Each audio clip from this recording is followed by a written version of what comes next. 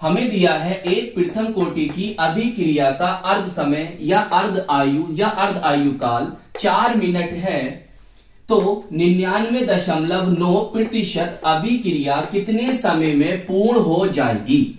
और ये हमें 4 ऑप्शन दे रखे हैं और इनमें से कोई एक ऑप्शन सही है। तो चलिए फिर कॉपी और पेन निकाल लीजिए और सॉल्व करते हैं आज के अपने इस प्यारे से न्यूमेरिकल को। चलिए प्यारे बच्चों, बहुत ध्यान से समझेंगे इसके सॉल्यूशन को। देखिए हमें दे रखा है अर्ध समय। प्यारे बच्चों, यहां पर अर्ध आयु भी लिखा आ सकता है, अर्ध आयु काल भी लिखा आ सकता है। तो हमें दे रखा है अर्ध समय कितना, 4 मिनट। तो यहां पर एक बात लिख दो, प्रथम कोटि के लिए, प्रथम कोटि की अभिक्रिया के लिए, अभिक्रिया के लिए वेग स्थिरांक। देखिए हमें बच्चों टी हाफ दे रखा है कितना, 4 minute.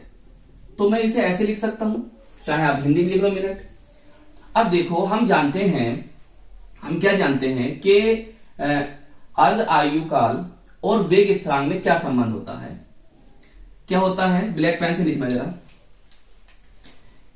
K is equal to 0.693 upon T half. Clear.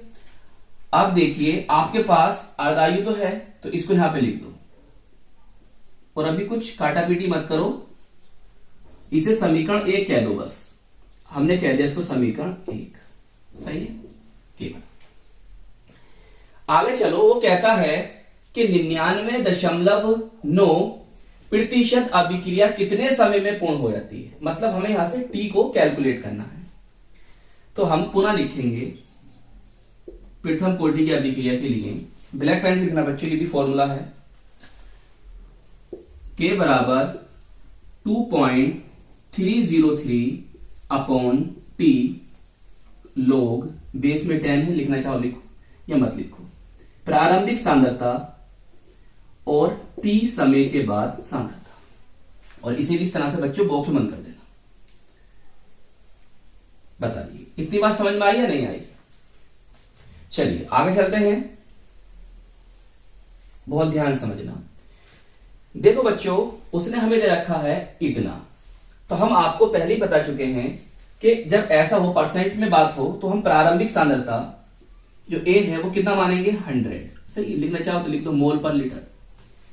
सही। और टी समय के बाद सांद्रता ए माइनस एक्स कैसे लिखेंगे, टेंशन लेने की भी जरूरत नहीं है, बहुत आसान है।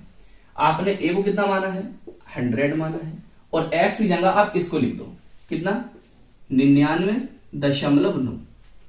तो कितना आ जाएगा बोलो, सही आ जाएगा 0.1।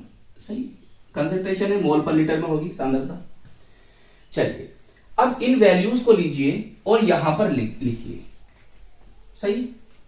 चलो देखो भाई, K is equal to 2.303 upon T log, base में 10 है, प्रारंभिक सांद्रता बच्चों 100, और यहां पर कितनी आ जाएगी, आप 0.1 आ जाएगी। क्लियर। इससे टेंशन मत लो, अगर आपको 90 दे रखा होता ना तो आप क्या करते, 100 माइनस 90। बच्चों इस तरह के न्यूमेरिकल मैं आपको पहले भी करा चुका हूं, तो आप प्ले लिस्ट में जाइए, वहां से एक तरफ से इस चैप्टर के सभी न्यूमेरिकल्स आपको मिल जाएंगे। देखो भाई, इस पॉइंट को अगर मैं हटाऊंगा तो ऊपर एक 0 बढ़ जाएगा। जी सर, बिल्कुल ऐसा होगा। तो अब हम करेंगे क्या, हम ये करेंगे कि भाई इस पॉइंट को मैंने हटाया तो ऊपर क्या हुआ बच्चों, एक 0 बढ़ गया, तो 3 0 हो गए। तो मैं से 10³ लिख सकता हूं। जी सर, 10³ आप लिख सकते हैं। इससे क्या फायदा होगा, इससे यह फायदा होगा कि 3 आगे आ जाएगा। फिर रुक जाइए, अभी बताता हूं, लिख देते हैं पहले 2.303 अपॉन टी। बच्चों ये 3 कहां आ गया, आगे आ गया। और log 10 की वैल्यू कितनी होती है, 1।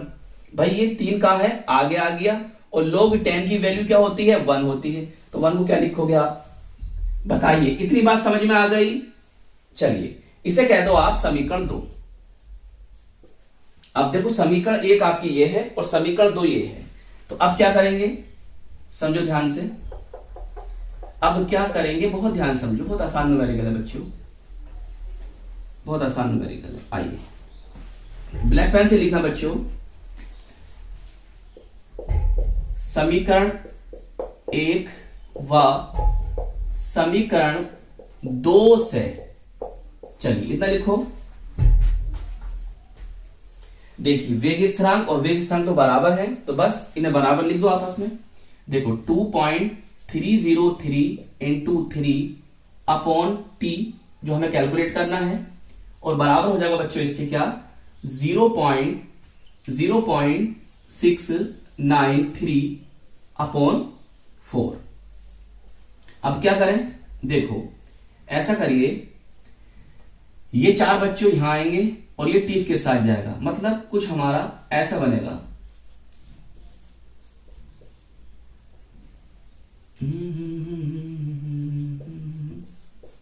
उसके बटे ये आ गया 0.693। बच्चों पॉइंट से पॉइंट कट जाएंगे, सही, और 3 से आप इसे काट सकते हो। 3 दूनी 6, 3 तिया 9, 3 एकम 3, सही, पॉइंट से पॉइंट कट गए और ये बचा। तो अब देखो अगर आप चाहो तो इसकी इससे भाग दे दो, तो भाग देने पे बच्चों कितना आ जाएगा, ये आएगा 9.97। तो अब आपके पास बचा है 9.97 इंटू 4।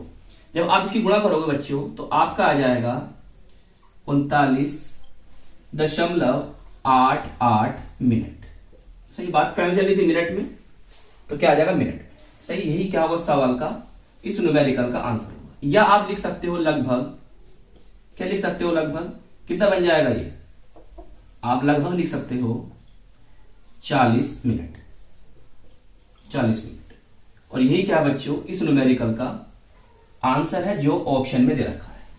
तो कौन सा ऑप्शन ठीक है, तो बच्चों हमारा ऑप्शन डी बिल्कुल ठीक होगा। तो आई होप ये न्यूमेरिकल आपको अच्छी तरह से समझ में आ गया होगा। अपना ख्याल रखिएगा, खूब मेहनत से पढ़ाई करते रहिएगा। हम मिलेंगे आपको इसकी नेक्स्ट वीडियो में। जय हिंद, जय भारत।